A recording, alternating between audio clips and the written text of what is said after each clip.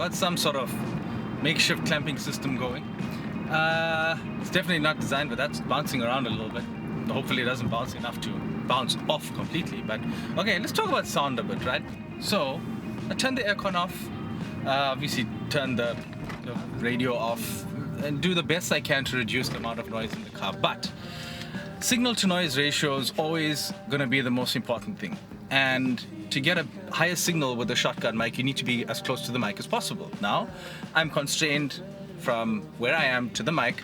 The next option would be to use a lapel mic with a transmitter, like all of those ones you see, the DJIs and the Rode ones. That's actually a better option for vocal, because it's picking up a very high signal, and any noise that's coming is, further away. It obviously has its own disadvantages as well. This is quick, easy sync to the video. That will also sync to the video, yeah. This is quick and easy, and I don't have to keep turning it on and off and that kind of thing. Also, part of this test is just to see how it goes.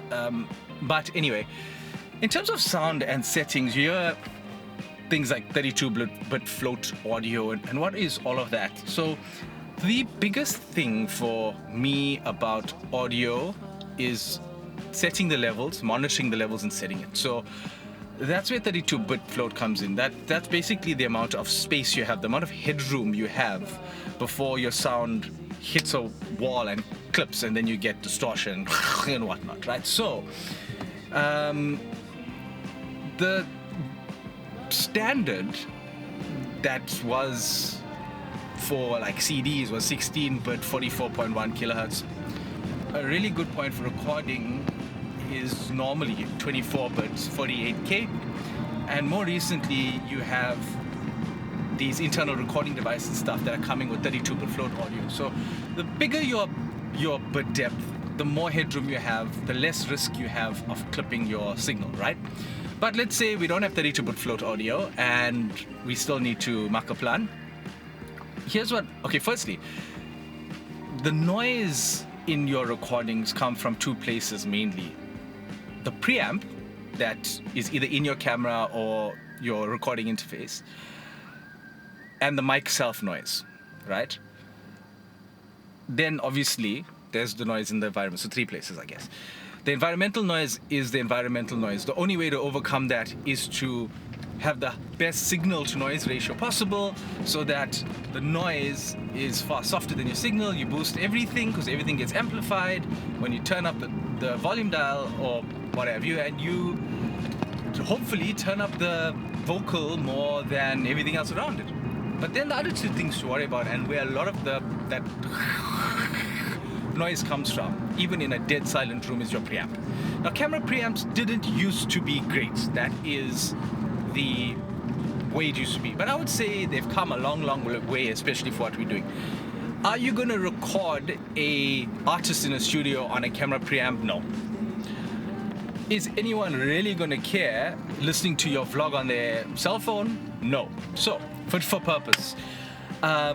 I used to have a separate little Zoom recorder because it had nice preamps, and I would record sound separately to video, use a clap so that I would take the audio from the video file that had bad audio and sync it with the good audio from my recorder. I seldomly do that anymore, to be completely honest, just to speed up workflow, and because preamps have come a very long way. Now I'm just recording into the preamp of the camera. But here's something to be very careful of. Go and have a look at the mic settings, right? Firstly, make sure that your external mic is turned on.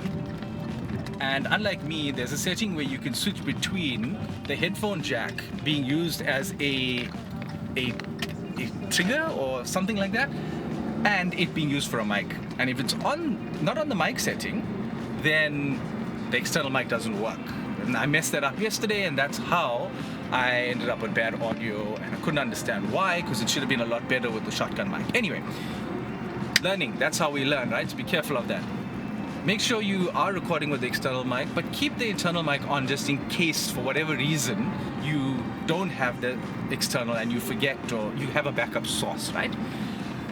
In terms of settings, I'll use 24-bit 48K. It's a decent resolution, it's enough headroom. That's what most pro streamer cameras can do. The important thing is to watch out for clipping. And how do we watch out for clipping? We set our levels. If you go into the options menu in your camera and you go to mic levels, you can set it on auto. Auto can be very dangerous because you amplify vocals, you amplify noise, and the camera isn't really feeding back what it's hearing and checking what the signal to noise ratio is, I don't think. So when I tested it this morning, I found that the auto setting just amplifies it way too much, and you get a hell of a lot of noise, which is a pain to get rid of later. So I set the preamp.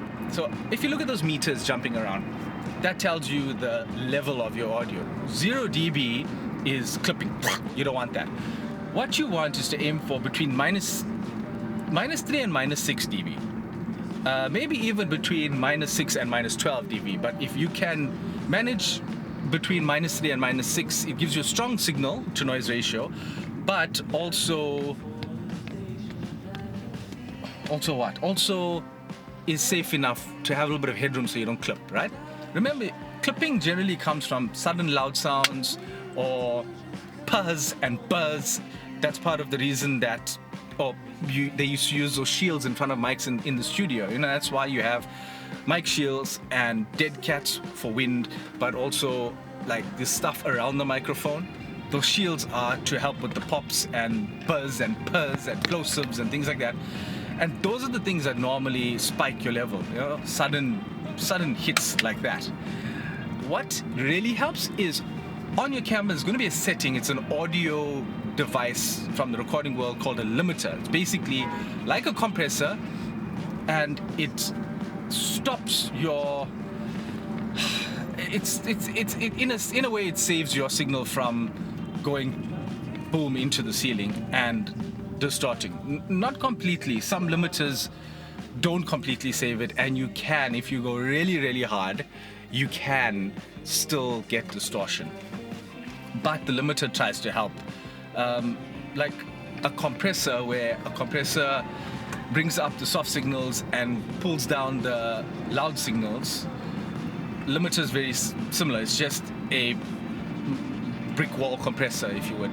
It's a compressor working at maximum range. So use the limiter setting on your camera. I tend to not use too many of the built-in audio like manipulation tools, like noise reduction things, maybe the wind filter, maybe the low rumble, but you know, you've got to play with and see how it works on your specific device. Maybe prefer to have those signals and get it out edited in post, because sometimes when a noise gate is set too sensitive, it cuts the audio way too much during the silences to prevent the background noise, and your vocal starts sounding choppy. It doesn't feel consistent. So rather have that noise and then, you know, apply a gate in post, or a noise gate in post, and it's a bit safer. Try and find a balance point though. So like the way I've got this set up at the moment seems to be working pretty well. I'm gonna listen back when I get home, because this is not a friendly environment. I'm now speaking in a car, like maybe 400 mils, half a meter away from the microphone, which is not a bad distance. It's a vlogging distance. There, I hit the mic now, so you should get some noise. It's a normal vlogging distance, so we'll see how it performs. I had the preamp set at -6 or -12 dB this morning before I left home. The thing is, any higher, and I was worried about clipping, but any lower, I was worried about the signal to noise ratio not being enough. And yeah, so let's see how well that works. But hopefully, as far as audio settings go, there's a lot more depth that we can talk about with audio, but it's a very, very important part of vlogging, video recording, whatever you're doing with video work, because bad audio is never forgiven. Now you'll notice as I started speeding up on the freeway, the internal noise in the car picked up, so I'm trying to speak a little bit louder so the signal gets a bit better, but I can't tell you if it's clipping. I'm seeing the meters hitting the red every now and again, but hopefully that limiter is doing its job. But just know that different microphones can only do so much, and don't think that if you throw a shotgun mic onto any recording device, and no matter how expensive the mic is, doesn't mean you're going to suddenly magically get perfect audio. No matter what device you're using, you have to understand levels and some of the background editing, or the parameter changes that you can make, things like EQ and compression and denoise, and that you have to understand at the recording level that how to get those levels right. Once that's destroyed and clipped, or the signal to noise ratio is too bad, it's very difficult, near impossible to recover.